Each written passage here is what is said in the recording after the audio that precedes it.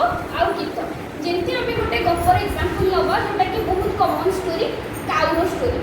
से जो माठिया थिला सेथरे आपण मानकर बोडी पकेइला पानी भरिला एटा गोटे गप आपनकर अछि आपण जिबे क्लासरूम को पिले गोटे काउ थिला ताकि सोसो लागि आपण ए भला